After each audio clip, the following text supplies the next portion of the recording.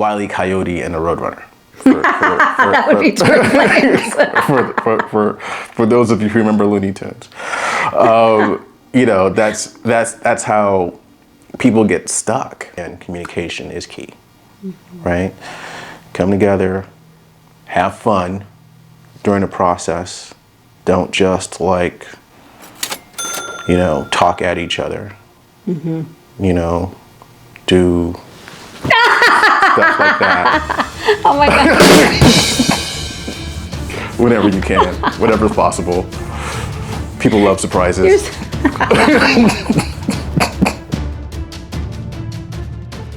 Hello, everyone. In case we haven't met, my name is Dr. Harmony. And I'm Julian. And we're Twin Flames in Union, and we're here to help you learn how to live fearless, live loved, and live free. Today, we're going to talk about twin flame rejection based on some questions that we had in regards to a video that we did last week. So we'll make sure to put a link to that above and below so that you can also tune into that if you missed it. And so today we're going to show you 13 ways that you can use things within yourself to help you overcome that twin flame rejection. So the first way, you know, in this way for you to stop feeling rejected is to realize that, you know, giving them space is not personal. It's literally what they need for themselves to heal. They're not rejecting you. They're only like asking to find themselves in some way or another, and how they get that, they need to have their own mechanisms, their own way to find themselves, their own way to process, their own way to integrate, their own ability to have a sense of time to see what they need to see, because, you know, men and women are different. And the second one is you need to hold space for them. So that means while they're healing, while they are processing, and while they're integrating, you're literally holding space for the innocence within their own self, their own soul, in order to have respect for them, mutual respect, that they also have a voice. They, you know, a lot of times this is miscommunication. One person's saying one thing, the other person's saying another, but you both hear something different. You both see something different. I think the key in that is, for even in our dynamic, is to make sure that when you're not feeling heard, that you also sometimes aren't feeling heard because you're not speaking what you want, or you're not talking about it or communicating it in a way that you both understand what's being said.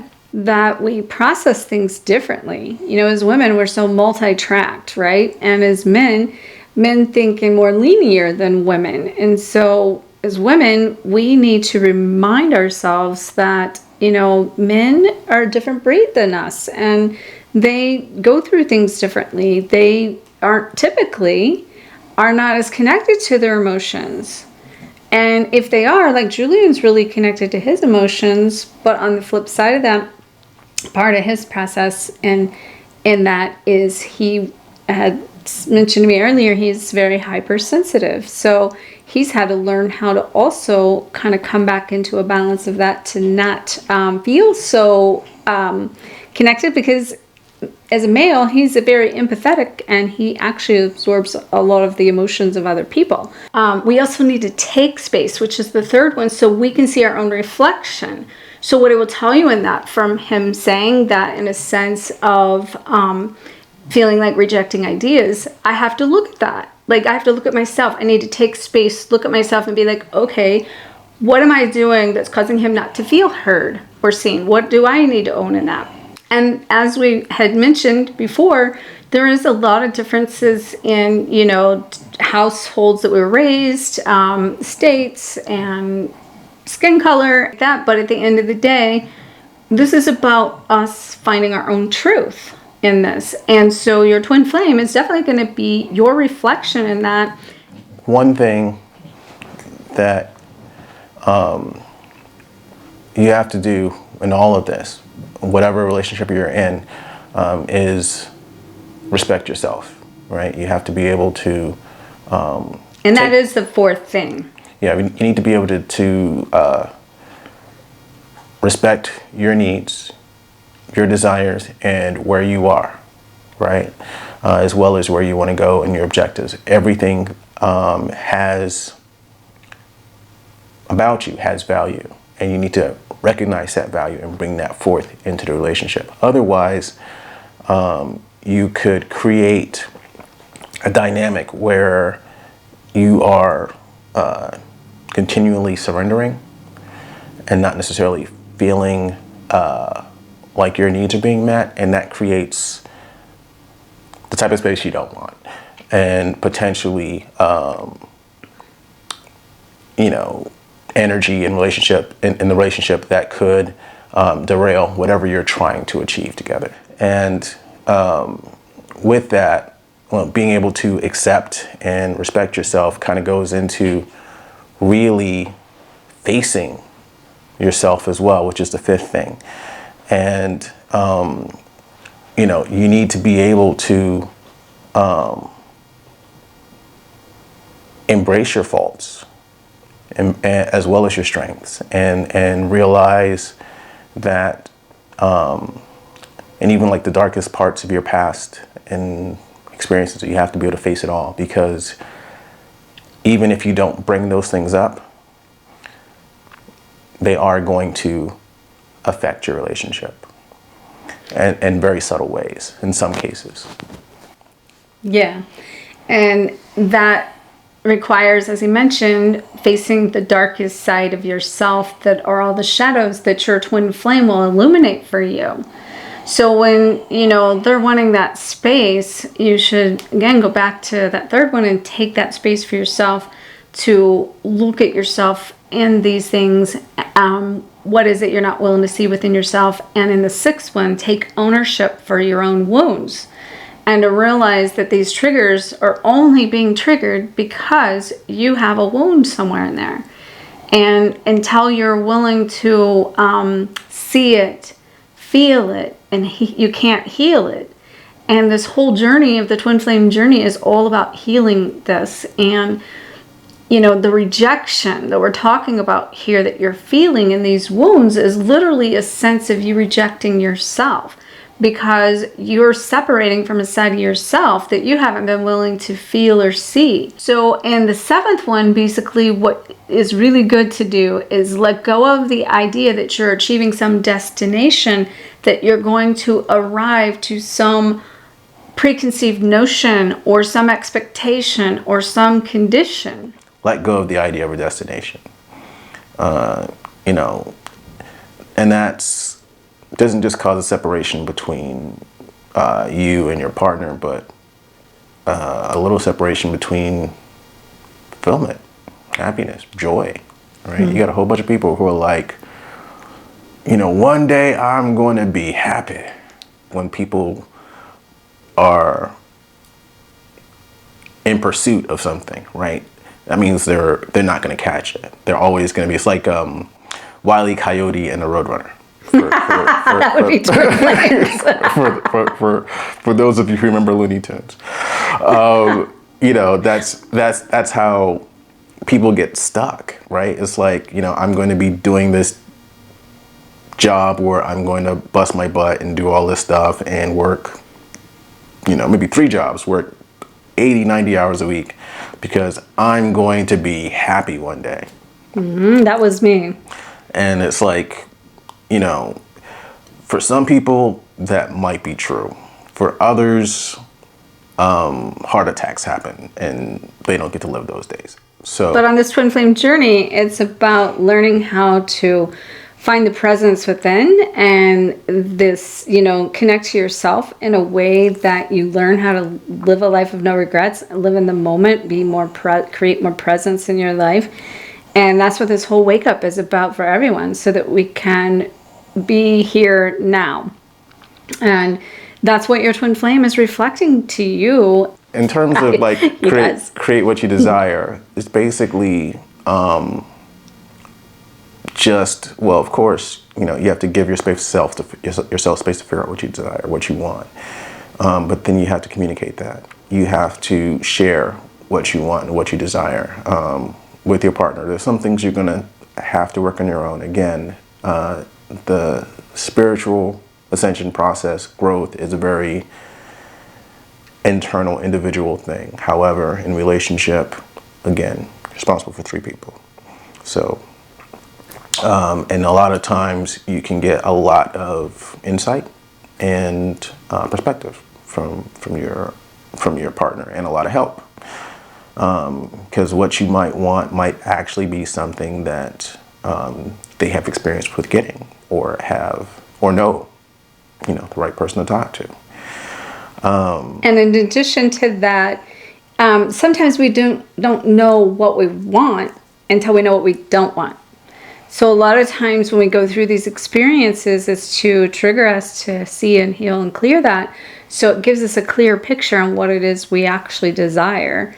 And then that gives us a framework to start moving in the direction and get it clear and clear of what it is we actually want in ourselves, in our partnership, and in life, and in our purpose too. And when we're talking about, communicating what you want, right?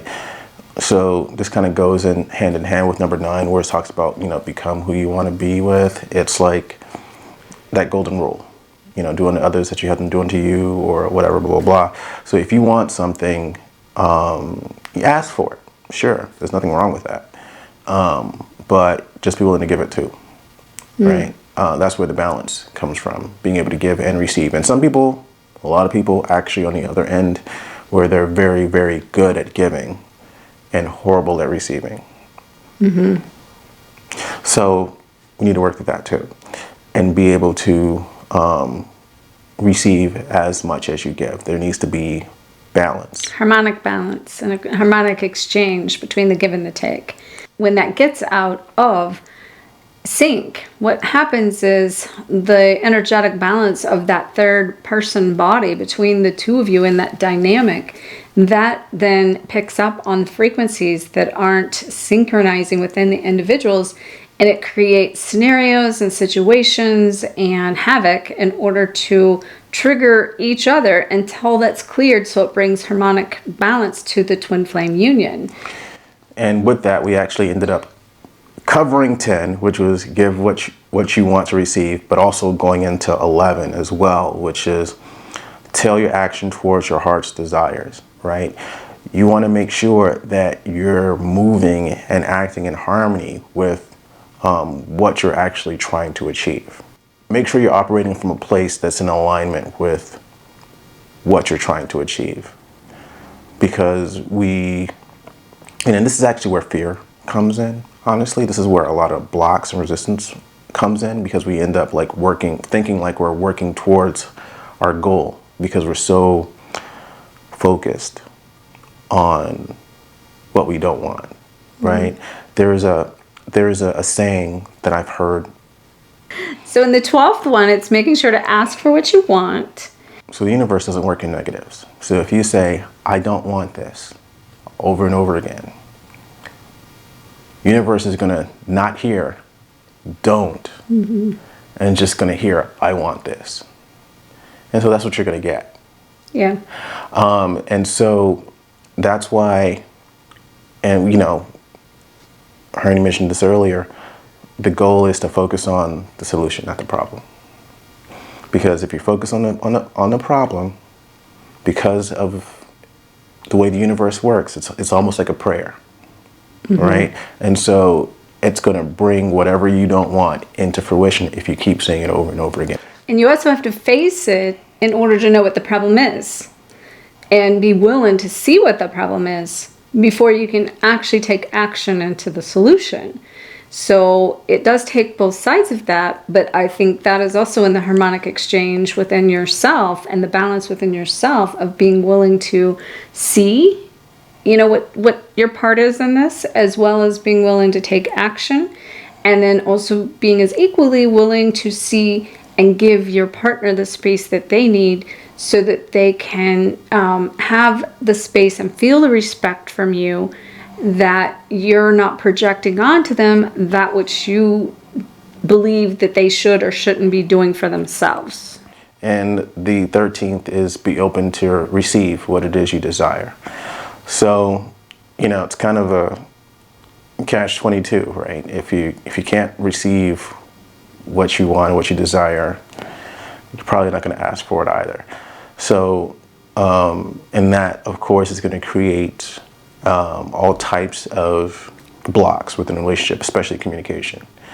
And you need to be able to receive. And the funny thing is, if you've given, you know that there is power in gratitude.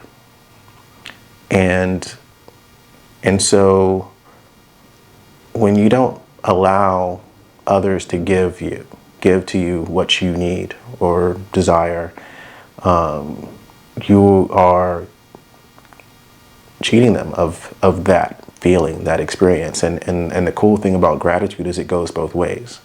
Every time someone says thank you, the person who hears it gets about as much from it as the person who says it.